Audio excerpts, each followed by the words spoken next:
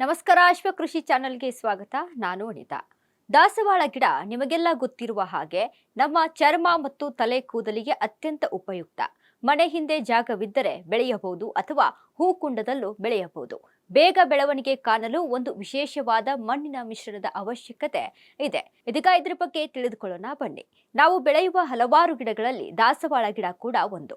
ಬಗೆ ಬಗೆಯ ಬಣ್ಣಗಳಲ್ಲಿ ಬಿಡುವ ದಾಸವಾಳ ಹೂ ನೋಡಲು ಬಹಳ ಸುಂದರವಾಗಿರುತ್ತದೆ. ಒಂದು ವೇಳೆ ಇದೇ ಗಿಡ ಮನೆಯಲ್ಲಿದ್ದರೆ ಮನೆಯ ಅಂದ ಹೆಚ್ಚುತ್ತದೆ. ಹಲವಾರು ಆರೋಗ್ಯಕರ ಪ್ರಯೋಜನಗಳನ್ನ ದಾಸವಾಳ ಗಿಡ ಮತ್ತು ಅದರ ಹೂ ಹೊಂದಿದೆ.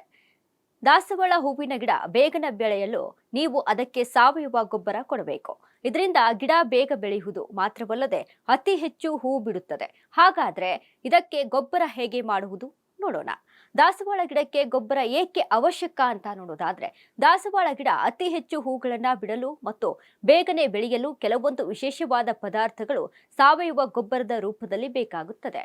ಅವು ಯಾವುವು ಎಂದರೆ ಎರೆಹುಳು ಗೊಬ್ಬರ ಅಥವಾ ಹಸುವಿನ ಸಗಣಿ ಗೊಬ್ಬರ, ಒಣಗಿದ ಬಾಳೆಹಣ್ಣಿನ ಸಿಪ್ಪೆ, ಸಾಸಿವೆ ಹಿಂಡಿ. ನೀವು ತಿಂದು ಬಿಟ್ಟ ಬಾಳೆಹಣ್ಣು ಸಿಪ್ಪೆಯನ್ನ ಹೊರಗಡೆ ಬಿಸಿಲಿನಲ್ಲಿ 2 ದಿನಗಳ ಕಾಲ ಒಣ ಹಾಕಿ ಒಣಗಿದ ನಂತರದಲ್ಲಿ ಅವುಗಳನ್ನ ಸಣ್ಣ ಸಣ್ಣ ಪೀಸ್ಗಳಾಗಿ ಕತ್ತರಿಸಬೇಕು.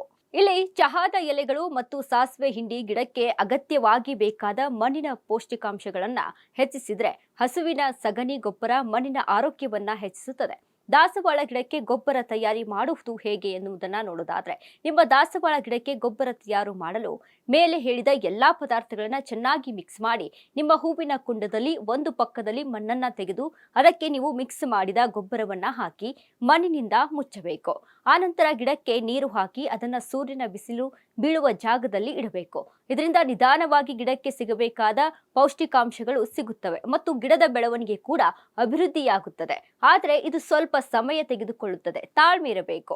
ಸಾವಯವ ಗೊಬ್ಬರದ ಉಪಯೋಗಗಳು. ಸಾವಯವ ಗೊಬ್ಬರವನ್ನ ಬಳಸುವುದರಿಂದ ಕೇವಲ ಗಿಡಕ್ಕೆ ಮಾತ್ರವಲ್ಲ, ಸುತ್ತಲಿನ ಪರಿಸರಕ್ಕೂ ಸಾಕಷ್ಟು ಅನುಕೂಲವಿದೆ. ಮನೆಯಲ್ಲಿ ಗೊಬ್ಬರ ತಯಾರು ಮಾಡುವುದರಿಂದ ಖರ್ಚು ಕಡಿಮೆ ಮತ್ತು ಅಡಿಗೆ ಮನೆಯಲ್ಲಿ ತ್ಯಾಜ್ಯ ಗೊಬ್ಬರದ ರೂಪದಲ್ಲಿ ಉಪಯೋಗಕ್ಕೆ ಬರುತ್ತದೆ. ಈ ರೀತಿಯ ಗೊಬ್ಬರವನ್ನ ಬಳಸುವುದರಿಂದ ಬೇಗನೆ ಬೆಳವಣಿಗೆ ಕಾಣುತ್ತದೆ ಮತ್ತು ಅತಿ ಹೆಚ್ಚಿನ ಹೂಗಳನ್ನು ಸಹ ಬಿಡುತ್ತದೆ. ಗೊಬ್ಬರ ಹಾಕುವಾಗ ಈ ಟಿಪ್ಸ್ ಅನ್ನ ಅನುಸರಿಸಬೇಕು.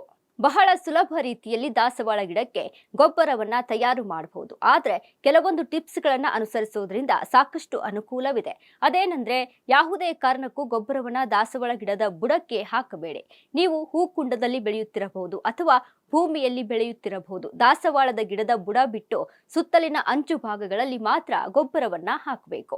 ಈ ರೀತಿ ಮಾಡೋದ್ರಿಂದ ದಾಸವಾಳ ಗಿಡದ ಬೇರುಗಳು ಸಾಮಾನ್ಯವಾಗಿ ಎಲ್ಲಾ ಕಡೆ ಹರಡಿರುವುದರಿಂದ ಗೊಬ್ಬರವನ್ನ ಚೆನ್ನಾಗಿ ಹೀರಿಕೊಳ್ಳಲು ಸಹಾಯ ಆಗುತ್ತದೆ.